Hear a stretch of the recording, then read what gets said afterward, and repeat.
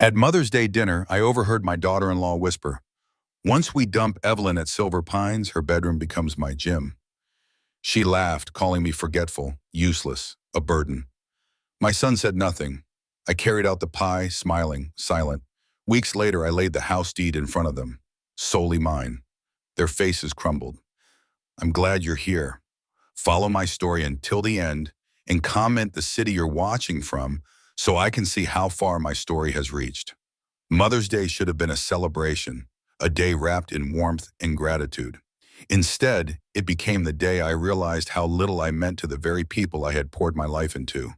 The backyard smelled of grilled meat and blooming lilacs, the air filled with laughter that should have comforted me. I had spent hours marinating steaks, rolling out dough for homemade bread, and arranging fresh flowers from my garden into crystal vases. At 67, my hands ached more than they used to, but I wanted everything perfect. This house, this sanctuary Richard and I had built together 4 decades ago, deserved nothing less. Daniel, my only son, stood at the grill with his phone in one hand, half watching the sizzling steaks. My grandchildren shrieked and tumbled across the lawn, their joy as fleeting as sunlight through storm clouds. Vanessa, my daughter-in-law, was nowhere in sight. I carried a pitcher of lemonade inside to fetch the apple pie I had baked from Richard's mother's recipe, a pie that had always meant family, tradition, and love. That was when I heard them. Voices carried from the guest bathroom, the door left slightly ajar. "The contractor says we can start next month," Vanessa said, her tone threaded with excitement. "Once we get Evelyn settled in Silver Pines, that dreary old bedroom is finally becoming my home gym." The pie trembled in my hands. Her sister hesitated. "Don't you think it's a little soon? Richard's only been gone 2 years." "Please." Vanessa's laugh was sharp, cold. "Daniel's been more than patient. That house has been in his family for generations. It's his inheritance, not hers. Besides, she's slipping. Last week she left the stove on. Twice." The words cut like glass. I hadn't forgotten the stove. I had been simmering broth, careful and deliberate, as I always was. "What if she doesn't want to go?" her sister asked softly. "She doesn't have a choice," Vanessa said with smug finality. "Daniel's her only child. He has power of attorney. The old woman is moving to Silver Pines, and her bedroom will finally be mine. She'll thank us later. She's too old to manage that house anyway." The word "old woman" sliced through me. Vanessa had called me sogra, mother-in-law in Portuguese, behind my back for years, spitting it with contempt as if I were nothing more than a burden. Now I realized the depth of her disdain. My chest tightened as I backed away, clutching the pie that suddenly felt heavy with grief. I made it to the kitchen and set it down on the counter, gripping the edge until my knuckles whitened. Outside, through the window, Daniel laughed as he flipped steaks, oblivious to the betrayal festering just steps away. Was he part of this? My own son? When had I become invisible to him? After Richard died, they had moved in under the guise of helping me adjust. I had welcomed them with gratitude, desperate not to face my grief alone. Slowly, they took more space, more control. I surrendered the master bedroom when the stairs became too much. I allowed Vanessa to redecorate because she insisted the house needed updating. I bit my tongue when heirlooms were boxed away, too cluttered for their sleek style. Each concession felt small at the time. Each sacrifice was meant to keep peace. But this plan to discard me like unwanted furniture, was something else entirely. I looked down at my hands, wrinkled, spotted, but still strong. These hands had held Daniel as a baby, had nursed Richard through his final agonizing days, had kept this home alive through storms and seasons. Now they trembled not with weakness, but with fury. The doorbell rang. "Evelyn, could you get that?" Vanessa called sweetly from somewhere in the house. "My hands are full." I straightened, smoothed my dress, and wiped away a tear I hadn't realized had slipped free. I opened the door to greet the guest with a practiced smile, pie waiting on the counter behind me. To everyone else, I was still the gracious hostess. But inside, something shifted. A flame sparked, small but steady. They thought I was a helpless old widow, too fragile to notice, too powerless to fight. They thought they had already claimed what was mine. They had no idea who I was, and they had no idea what was coming. The week after Mother's Day drifted by in a haze, the walls of my home pressing in with the weight of betrayal. I moved through the rooms like a ghost, watching Vanessa and Daniel with new eyes.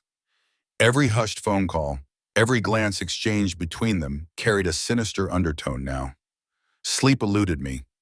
I lay awake in the small room that had once belonged to Daniel as a boy, listening to the house sigh and creak, the house Richard and I had built with love. This house had seen it all, our laughter, our grief, our triumphs, and now it seemed destined to witness my eviction. On Friday morning, I waited until Vanessa left for yoga and Daniel drove off to work. My heart pounded as I pulled down the attic stairs. The ladder groaned beneath me, my knees stiff with age, but determination steadied me. Dust and the musty scent of forgotten years rose to meet me as I flicked on the dim light. Boxes lined the rafters, each one labeled in Richard's meticulous handwriting. My breath caught when I spotted the old green filing cabinet in the far corner, its paint chipped but still sturdy. Richard had kept everything: insurance policies, tax forms, receipts filed by year. Just in case, he used to say, his engineer's mind built on order and caution. The drawer protested with a metallic groan when I tugged it open. Inside, rows of folders stood neatly in place, as if Richard had left them for me to find at this very moment. My fingers shook as I sifted through them: taxes, warranties, insurance, and finally, at the back, a thick folder marked property.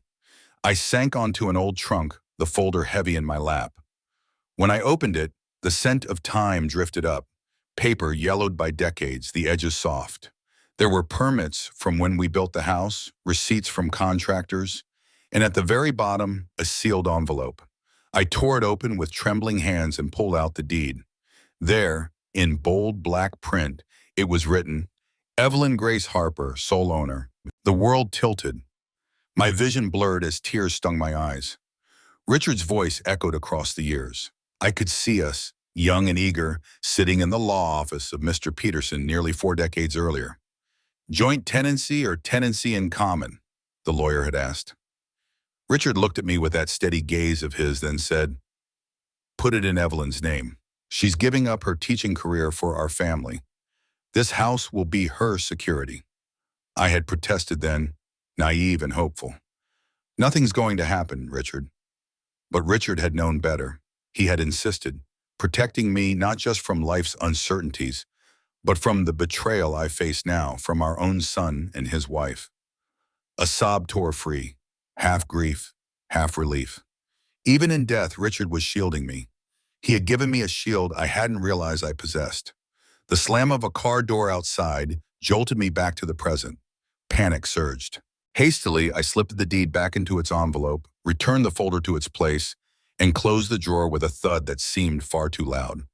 My heart hammered as I climbed down the attic stairs, each step aching but urgent.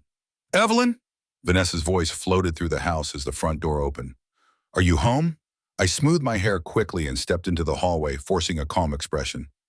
Just doing a little cleaning, I said lightly. Her eyes narrowed. You shouldn't be exerting yourself. Remember what happened last month when you tried to mow the lawn? I remembered all too well her melodramatic gasp when she found me guiding the self-propelled mower across the small yard, as if I'd attempted Everest. I'm fine, I replied evenly, just keeping busy.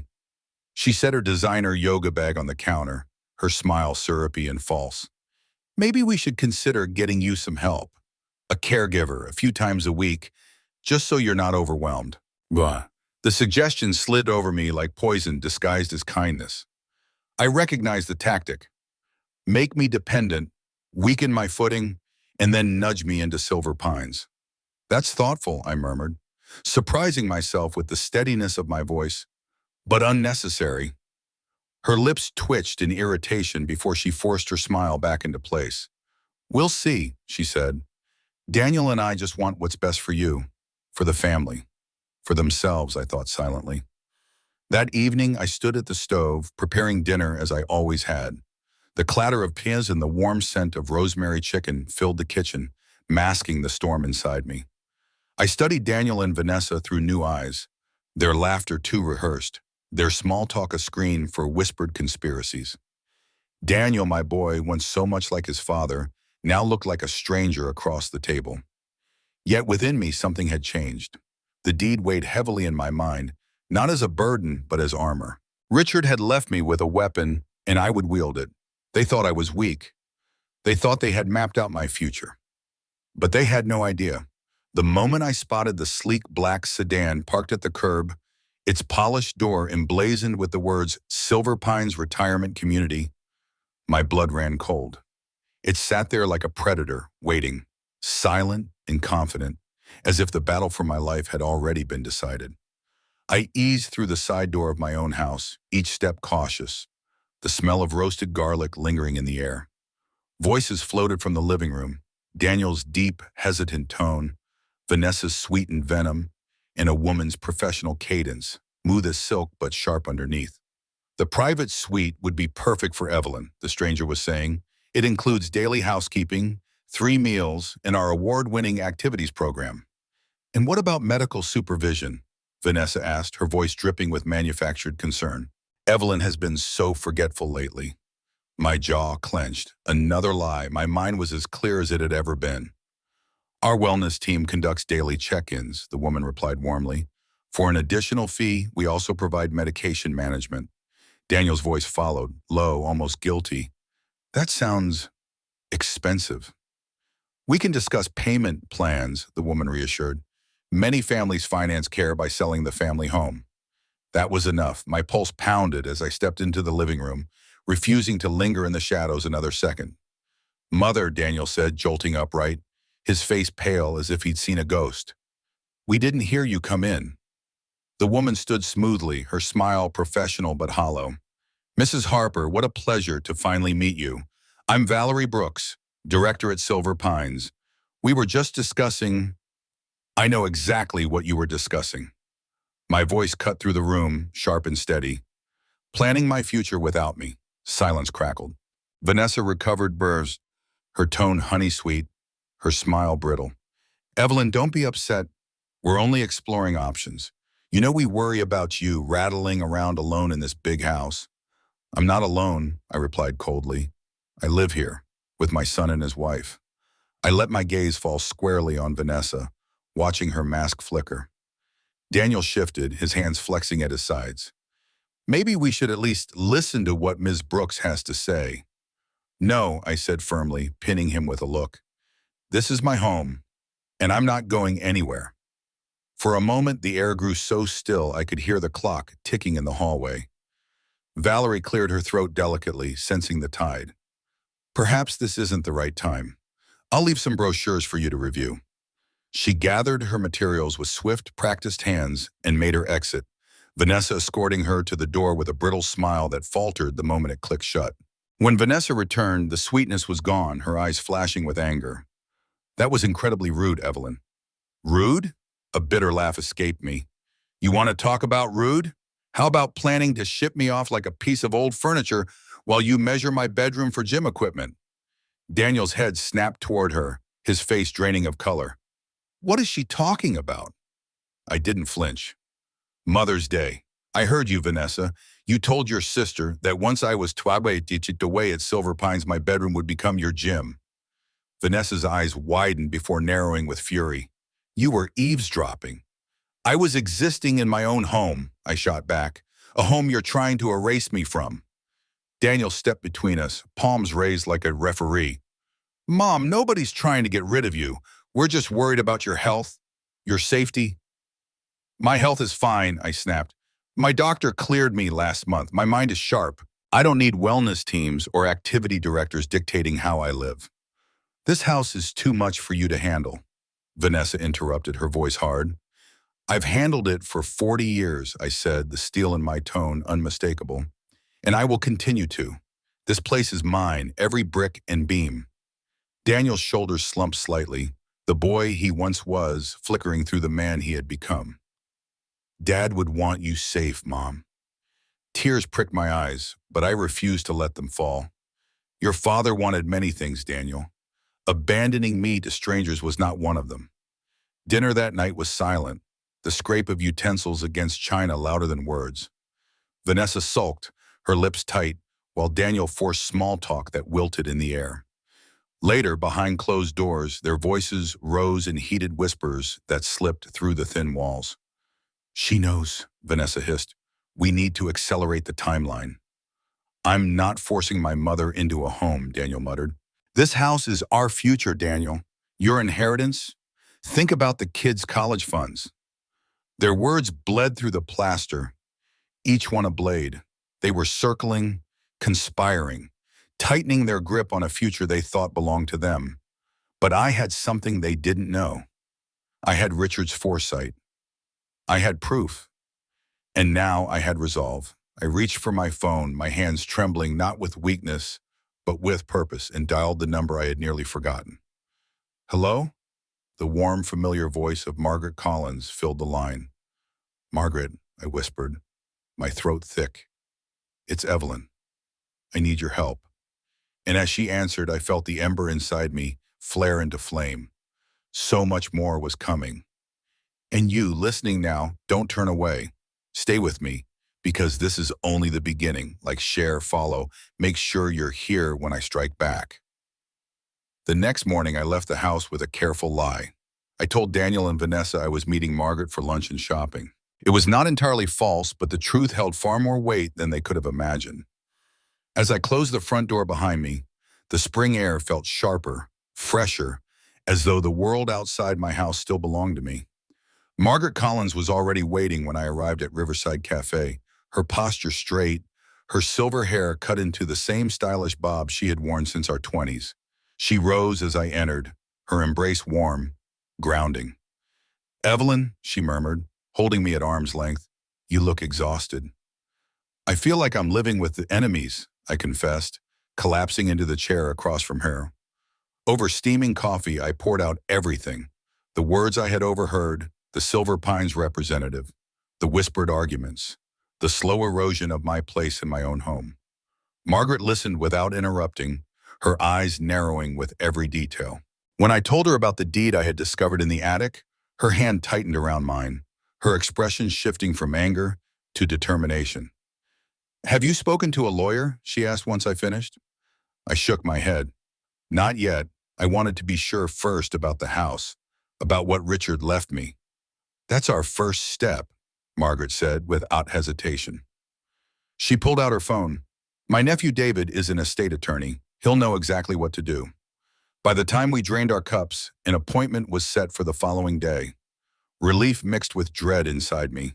There would be no turning back now. Evelyn, Margaret said gently as we stood to leave, what about your finances? Do you have control of your accounts? The question hit like a blow. Richard had always managed our money, not out of control, but out of habit. After his death, Daniel had stepped in, offering to help with the paperwork when I was too consumed by grief to think straight. I had let him handle the transfers, the bills, the accounts. I hadn't looked closely in months. I don't know, I admitted, shame heating my cheeks. Then bring everything you can find tomorrow, Margaret instructed firmly. Every statement, every document. Don't leave a single page behind. That afternoon, I waited until Vanessa left for a hair appointment before slipping into what had once been Richard's office. The roll-top desk, solid oak, heavy with years, was buried beneath Daniel's work papers in Vanessa's glossy design magazines. My hands trembled as I searched through the drawers. In the bottom one, I found a folder labeled in Daniel's handwriting, Mom. Inside were bank statements, pension reports, and a power of attorney form bearing my own signature. My breath caught. I remembered signing it in the weeks after Richard's funeral, when Daniel had explained it would make things easier. I had been drowning in grief then, desperate for someone to take the burden from me. Now the paper felt like a chain. I snapped photos of every document, careful to return them exactly as I found them. As I slid the drawer shut, a small notebook wedged at the back caught my eye. Curiosity prickled. I pulled it free. The handwriting was Vanessa's. A list of furniture and heirlooms filled the pages, each item marked with a dollar amount. My grandmother's dining table, $5,000. Richard's antique desk, $3,000.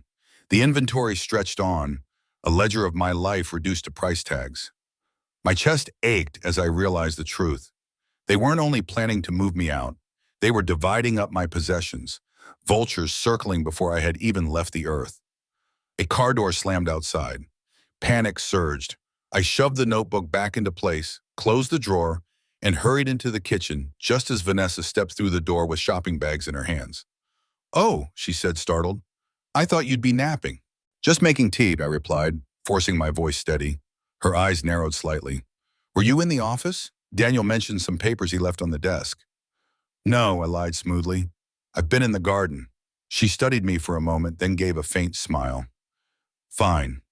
She disappeared upstairs, bags rustling against her hip. I released the breath I'd been holding, my heart still hammered, but a strange calm threaded through me. I had evidence. I had truth. And tomorrow I would have the law on my side. The following day, Margaret picked me up and drove us to her nephew's office downtown. David Collins greeted us with sharp eyes and a firm handshake. He spread the documents across his desk, examining the photos I had taken, the copy of the deed from the attic. "The house is indisputably yours," he confirmed, his tone leaving no doubt. "As for this power of attorney, if you are of sound mind, you can revoke it immediately." "Of course she's of sound mind," Margaret interjected. David nodded. "There's no reason a court would disagree, but I am concerned about these account statements." His brow furrowed as he flipped through them. "There have been substantial transfers over the past 2 years, nearly $157,000, moved into an account you don't appear to control." My stomach lurched. That money was Richard's life insurance, set aside for emergencies, for my care if I ever needed it. "Can I get it back?" I whispered, the words brittle in my throat. "Possibly," David said carefully. "But first we secure what remains. We open new accounts in your name only, redirect your income, revoke the power of attorney." By the time we left his office, 3 hours later, the chains Daniel had wrapped around me were already broken. My accounts were safe, the deed reaffirmed, the power of attorney revoked. But with freedom came a heaviness, the sharp sting of betrayal etched deeper than before. As Margaret drove us home, her eyes were fierce, her voice resolute. "Now, my dear, we prepare for battle." They thought I was fading, a shadow of the woman I used to be. What they didn't see was the fire simmering beneath my steady smile, the strategy forming behind every measured breath. In the weeks that followed my meeting with David, I played my part with precision. I let Vanessa fuss over me, clucking like a hen when I moved too quickly or lifted a bag of groceries. I allowed Daniel to explain the household finances in that patronizing tone, nodding along as though I barely understood. I let my hand tremble now and then, enough to confirm their suspicions, but never so much that I lost control. Each gesture, each silence, became another brick in the mask I built for them. Meanwhile, beneath that fragile facade, I was taking back my life piece by piece. Margaret drove me to every appointment, her presence like armor beside me. David guided each step, redirecting my pension and Social Security into my new account, documenting the transfers Daniel had made, filing paperwork to officially revoke his power of attorney. The chains they had placed around me were gone, though they didn't know it yet. "You could press charges," David said one afternoon, his voice steady but urgent. "This is financial elder abuse, Mrs. Harper." The words cut into me. Elder abuse. It sounded like something that happened to strangers in tragic news stories, not to me, not at the hands of my son. My chest tightened. "No," I whispered. "I don't want to see Daniel in jail. I just want what's mine." David's jaw flexed, but he didn't argue. He only nodded, his eyes heavy with unspoken disagreement. Back at the house, the theater continued. Vanessa pushed for small adjustments, slipping suggestions into every conversation. Maybe a walker, just in case. How about someone coming in once a week to help with chores? Each idea designed to corral me toward dependency. I smiled faintly, feigned gratitude, and let her believe I was falling into her trap. At night, though, I listened. From my room, I could hear their whispers, their plans spilling through the walls like poison. One evening, as I chopped onions for dinner, their voices carried clearly from the living room. "We need to set a date," Vanessa insisted, her voice low but sharp. "Dr. Harris already agreed to sign the competency evaluation. Once that's done, guardianship is ours." My knife stilled. Guardianship. They wanted legal control over me, to strip away my voice, my choices, My rights. Daniel hesitated. I don't know, Vanessa. Using Mom's doctor like that, it feels wrong. We've been over this, she hissed. Your mother is declining. You saw how she forgot the garden hose yesterday. She left it running for hours. My stomach turned. That was her lie again, twisting the truth to paint me as incompetent. She had lured me inside with a fake phone call that never came, then blamed me for what she herself had done. Once we have guardianship, she pressed, the house transfer will be simple. Silver Pines has a 2-month waiting list. We need to move quickly. 2 months. The clock was ticking, and they thought I was already beaten. At dinner that night, I let my fork shake slightly in my hand, allowed my shoulders to slump as though weary from the day. Both of them noticed. I caught the glint of satisfaction in Vanessa's eyes. Mom, Daniel began gently, we've been thinking, maybe it's time to consider your options for the future. Options? I repeated softly, letting confusion tinge my voice. For your care, Vanessa said smoothly. There are wonderful communities, full of friends your age. No more stress about this big old house. Oh, I whispered, setting my fork down. You mean a nursing home? Not a nursing home, Daniel corrected quickly. A retirement community. Activities, staff, people to look after you. I'm not alone, I pointed out, my voice quiet but firm. I have both of you. Vanessa reached across the table, her manicured hand brushing mine with false tenderness. We won't be here forever, Evelyn. Daniel and I have our own lives, the kids' future to think of. This house is too much for you. I lowered my gaze, silent, letting them believe my spirit was breaking. But inside, my resolve hardened like steel. Later, alone in my room, I pulled out the prepaid phone Margaret had pressed into my one hand weeks earlier. For emergencies, she had said, though we both knew it was for this very moment, for calls Daniel couldn't monitor. It's time, I told her when she answered. My voice was steady now, no trace of fear. They're planning to have me declared incompetent.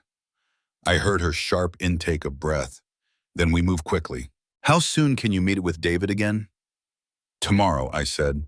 Then I paused, a flicker of something fierce lighting inside me. And Margaret, I think I know exactly how to handle this. As I outlined my plan, the thrill of action surged through me. For years, I had surrendered pieces of myself for peace, for family, for love. No more. Vanessa and Daniel had underestimated me, blinded by greed and arrogance. They saw only what they wanted to see, a frail, fading woman, ready to be tucked away like an inconvenience. They had forgotten who I truly was. I was Evelyn Harper, Richard's wife, a woman who had built a home from the ground up, raised a son with everything I had, and carried a husband through his final breath without breaking.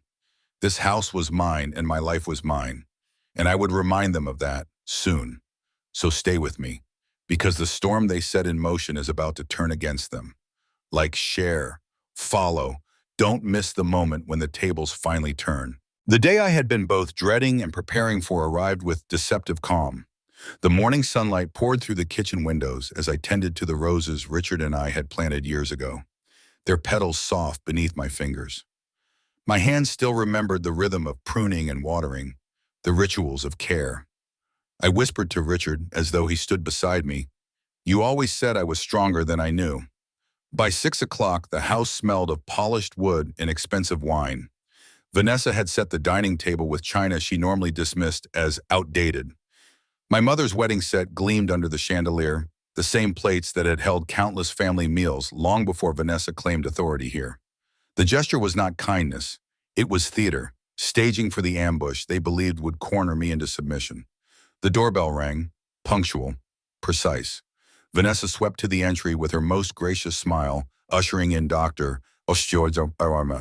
Harris, my physician of 15 years, and a polished woman with a folder in her arms. "Evelyn," Vanessa trilled, "this is Valerie Brooks from Silver Pines Retirement Community." "Mrs. Harper," Valerie said warmly, her hand extended. "It's so lovely to meet you at last." At last, the words hit like a stone. They had been discussing me for weeks, deciding my fate while I played the obedient shadow.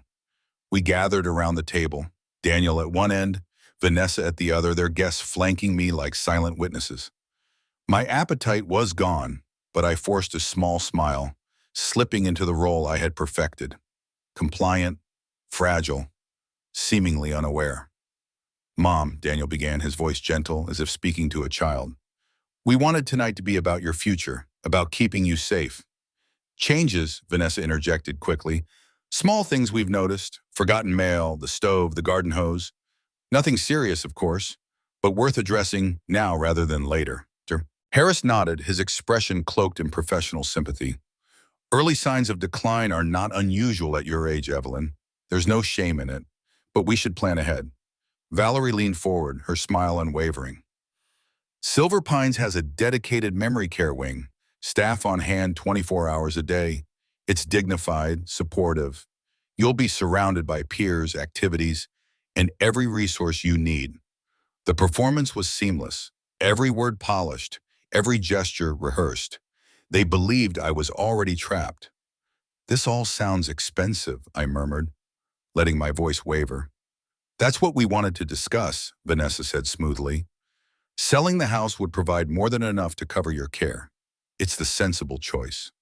Selling my home, reducing 4 decades of life into currency for their ambitions."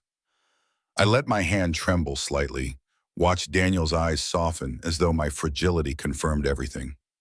He reached across the table, his touch familiar, painful. "Mom, this place is too big. Think how much easier life will be without the burden of it." I withdrew my hand slowly, straightened my spine, and let the mask slip. My voice was no longer frail. It was steel. "Before we discuss selling anything, I want to clarify something." I reached into my purse and pulled out the folder David had prepared. Its edges crisp, its contents undeniable. Sliding the deed across the table, I said, "This house belongs to me, solely to me." The room froze. Daniel picked up the paper, his brow furrowed as his eyes scanned the words. "This must be outdated. After Dad died—" "Nothing changed," I interrupted. "Richard made certain of that. He wanted to ensure I would always have a home no matter what happened." Vanessa's smile faltered, her eyes narrowing. "Of course, Evelyn. No one is denying that. But as part of the family estate—" "There is no family estate," I cut in sharply. "There is my estate, and this house is mine." A silence spread, heavy and suffocating. Then I turned to Dr. Harris, my gaze piercing. "Perhaps you'd like to explain why you agreed to sign a competency evaluation without examining me. Does that sound ethical to you?" Color drained from his face. He fumbled with his napkin, muttering, That is, perhaps this isn't the right time." "And you, Ms. Brooks?" I swiveled my eyes to her. "Silver Pines has a reputation for excellence. I wonder what the board would think about staff conspiring with families to commit residents against their will." Valerie stood abruptly, gathering her folder with stiff hands. "There's clearly been a misunderstanding. I'll see myself out." She left in a rush, Dr. Harris trailing behind her with awkward apologies. The front door closed, leaving only the three of us. Vanessa's facade shattered. "How dare you humiliate us like that?" "Humiliate you?" I laughed, the sound bitter. "By refusing to let you strip me of my rights? By not letting you declare me incompetent so you could steal my home?" Daniel's eyes were fixed on the deed, shame and disbelief etched across his face. "Mom, we weren't trying to steal anything. We just thought—" "I know exactly what you thought," I snapped. "I heard Vanessa on Mother's Day. She couldn't wait to turn my bedroom into her gym." Vanessa flushed crimson. "You were eavesdropping." "In my own house," I said coldly. "Yes." I turned back to Daniel, my voice lowering, heavy with betrayal. "And I know about the money, the $157,000 you transferred from my accounts. Every document, every withdrawal. David has them all." Daniel's head jerked up, his mouth opening, closing. "Who's David?" Vanessa demanded. "My lawyer," I said, savoring the word. "And he's prepared to file charges of financial elder abuse, unless we can come to an arrangement." The china gleamed in the chandelier's light. The wine sat untouched. The dinner Vanessa had labored over cooled on its plates. Silence settled like ash. "What kind of arrangement?" Daniel finally asked, his voice hollow. 60 days, I said evenly. "You find somewhere else to live. You repay what you took. And your little inventory of my possessions, Vanessa, that ends now." Nothing leaves this house without my permission. Vanessa shot to her feet, her chair toppling backward. This is ridiculous. We've done nothing but take care of you. My home, I corrected softly. And yes, I'm reclaiming it. Daniel reached for her hand, his shoulders slumping. Mom, please, let's talk about this reasonably. I am being reasonable, I replied, rising slowly, gathering my dignity around me like a cloak. I'm not pressing charges. I'm giving you time. But my life is mine, and this house is mine. I picked up my purse, my movement steady, decisive. I've made dinner reservations at Morello's. I suggest you use this time to discuss your options. I'll return in 2 hours. I walked out, leaving them staring after me in stunned silence.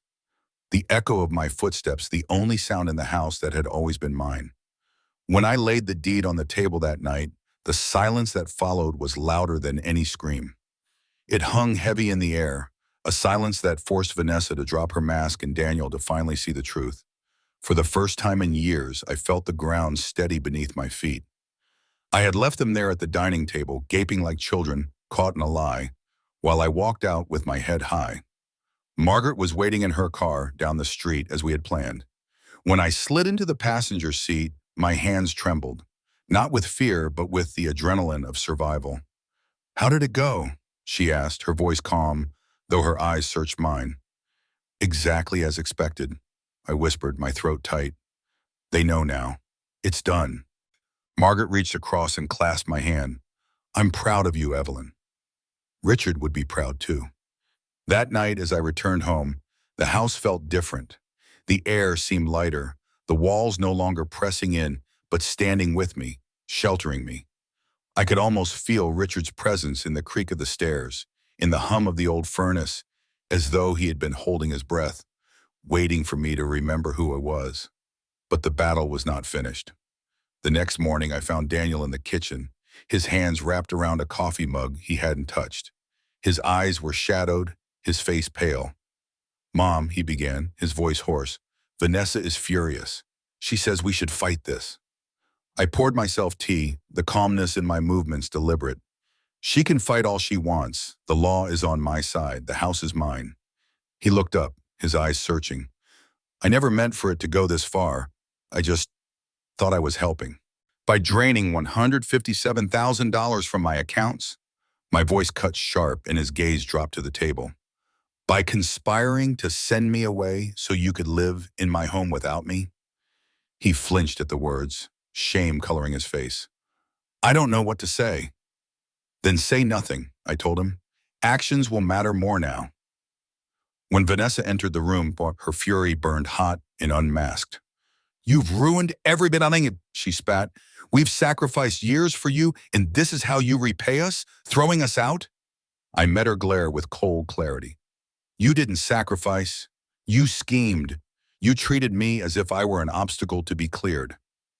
But I am not an obstacle. I am the owner of this house, and I will not be erased.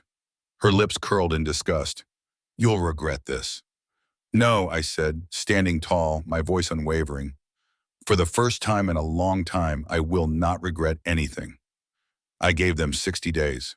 60 days to gather themselves, to repay what they had taken, to find a new place to plant their lies.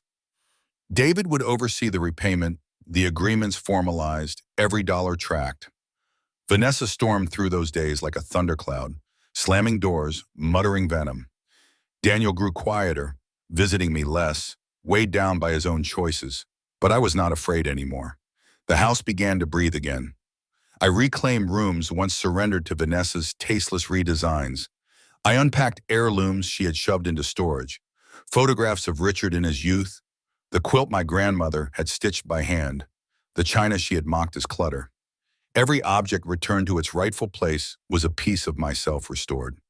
6 months later, I stood in the garden with pruning shears in my hands. The maple tree Richard had planted when Daniel was born stretched high above me, its branches casting shadows across the grass. Leaves drifted down like confetti, scattering across the earth. The upstairs bedroom, once promised to Vanessa's gym equipment, was mine again. No treadmill, no mirrors, just a sanctuary filled with the warmth Richard and I had once shared. Daniel came by some Sundays, always without Vanessa. He would sit at the kitchen table nursing coffee, his eyes heavy with remorse. Slowly, payment by payment, he chipped away at the debt he owed. With each installment, I felt something shift inside him, a small thread of redemption, fragile but real. Margaret visited often, her laughter filling the halls, her books stacked on the coffee table. Together we planned a trip to the coast, something I hadn't dared since Richard's illness. For the first time in years, I thought about the future with anticipation instead of dread. As I clipped the last of the roses, their petals glowing crimson in the autumn light, I arranged them in my grandmother's vase and carried them inside. Setting them on the dining room table, I felt Richard beside me.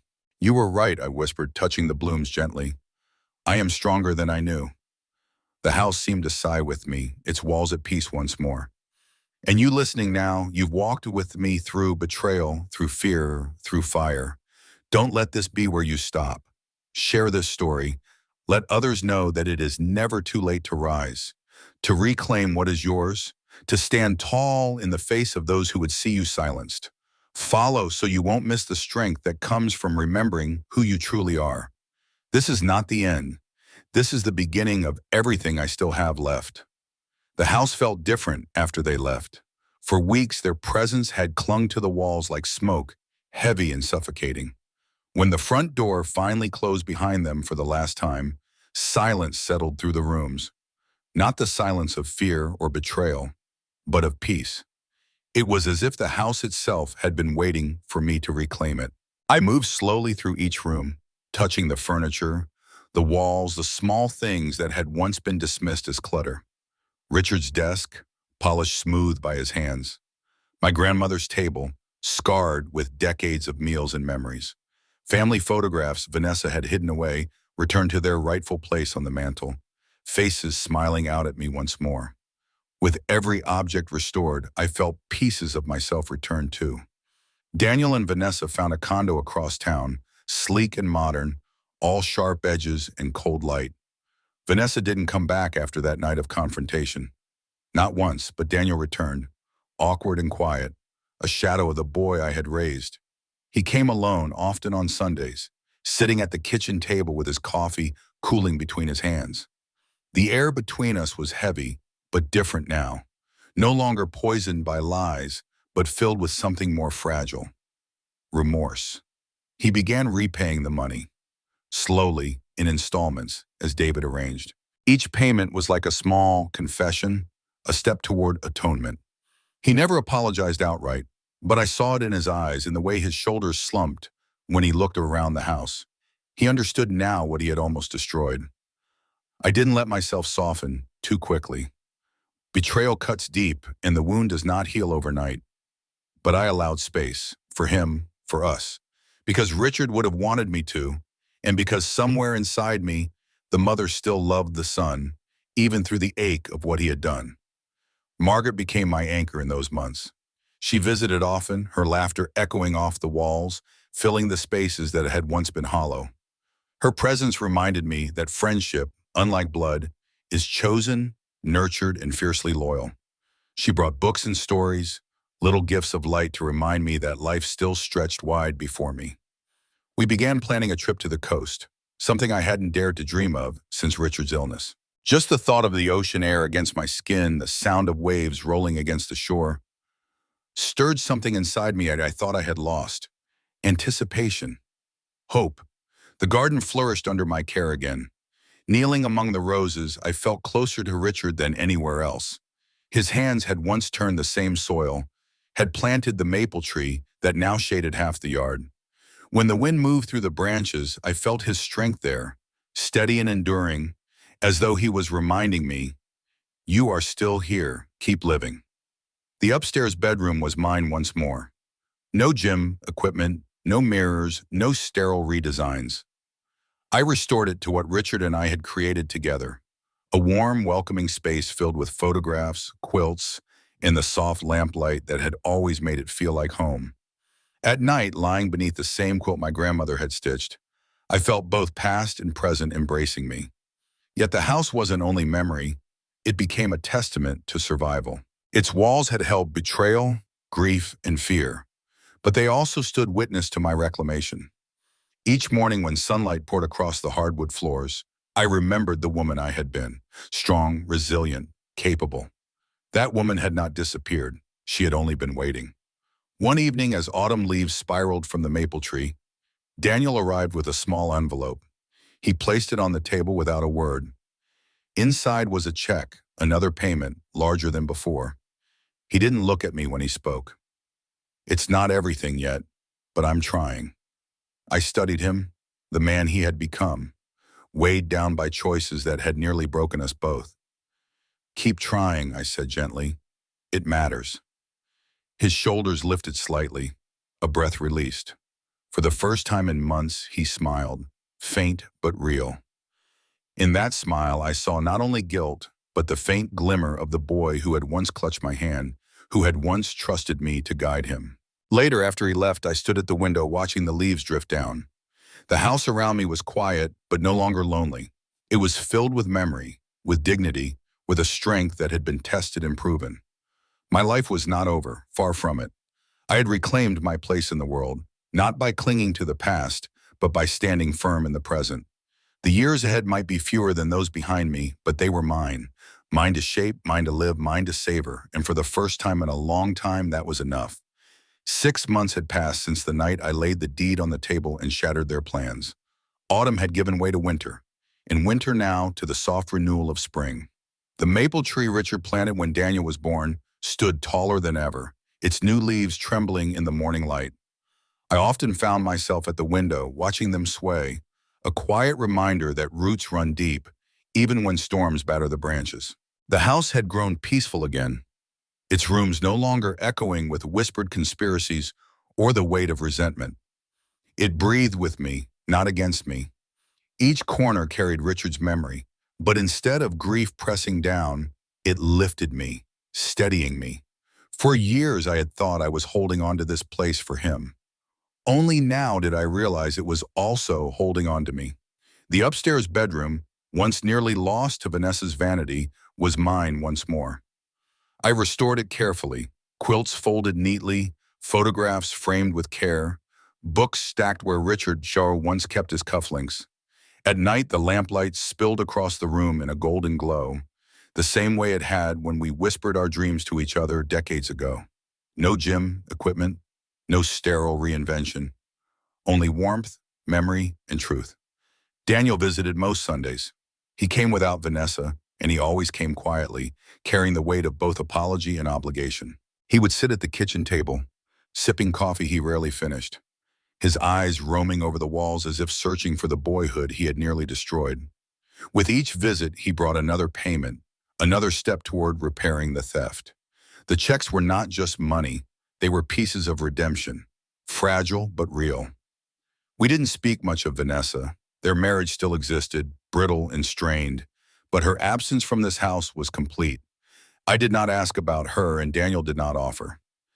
That silence was enough. Margaret remained my anchor.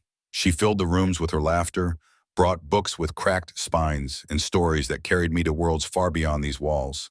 Together, we planned the trip I had always postponed, the coast in spring. I could already taste the salt in the air, feel the ocean breeze tangling my hair.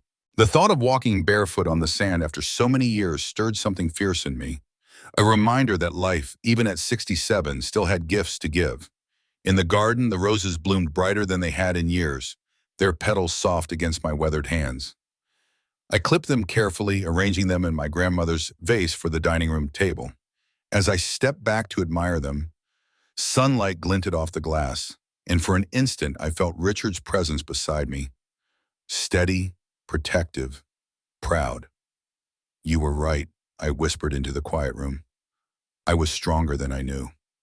The house seemed to sigh in agreement, its walls no longer burdened by deceit but filled once again with dignity. It had been my witness through it all: love, betrayal, despair, and reclamation. Now it stood as proof that I had endured, that I had risen. My life stretched ahead, uncertain but wholly mine. However many years remained, they would belong to me alone. And for the first time in a long time, I felt not fear, but anticipation. If my story has reached you, if it has stirred something inside you, Don't let it stop here. Share it. Let others know it is never too late to stand tall, to reclaim what was stolen, to rise again. Follow along because strength is contagious, and every voice raised against betrayal is a voice that cannot be silenced. This is my home. This is my life, and I have taken it back.